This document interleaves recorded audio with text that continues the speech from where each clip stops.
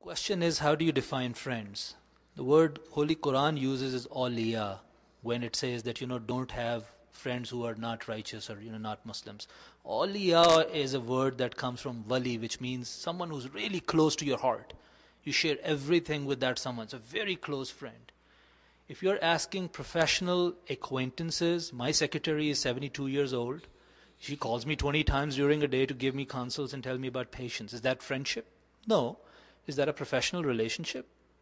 Yes. I give her a gift on Christmas, and she wishes me best of luck when I'm going to Pakistan. Those are things that you have to deal with living a life. That's it. To me, that is, and of course, you are very careful whether she's 72 or 22. You carry yourself as if, because Allah Ta'ala is watching you all the time. Anything beyond that, when you say friendship, I would say if that question is popping up in your mind, it's time to go talk to your parents. You need to get married. And that's your right. Nothing wrong with that. In fact, why is that question such a big taboo? Come to us. We'll go talk to your parents. We'll say, even if he's in college, so what? Quran has not said that you need to make a certain amount of money or have a certain degree before you get married. If that desire is there, it's natural. There's nothing wrong with that. Time to get married.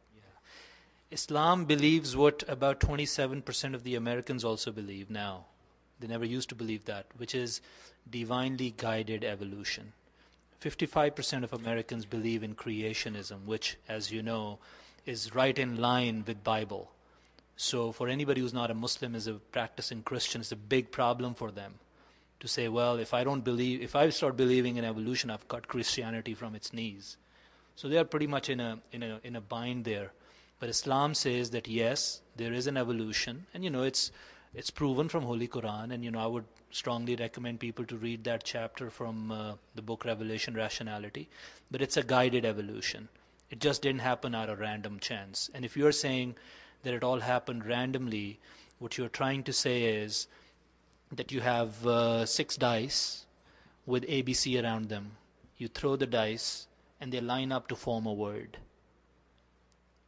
And then you throw the dice again, and they form another word. Each time you throw them, they form a word that has a meaning, till those words join to form a sentence. Then you keep throwing it. It keeps making words and sentences till it fills a whole page.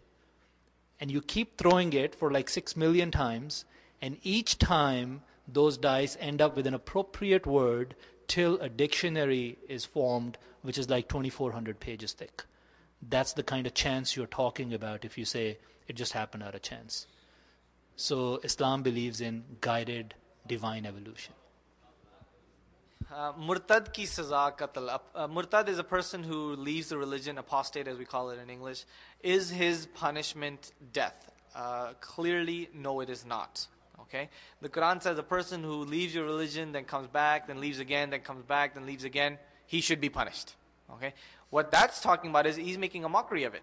He leaves your religion when it's in his benefit, meaning when the other team is winning. He goes, but when they lose, he comes back, oh, I was a Muslim, I was just kidding. And then again, he conspires against you and tries to hurt you. And then again, he's, oh, just kidding. I was right here. I was just hiding.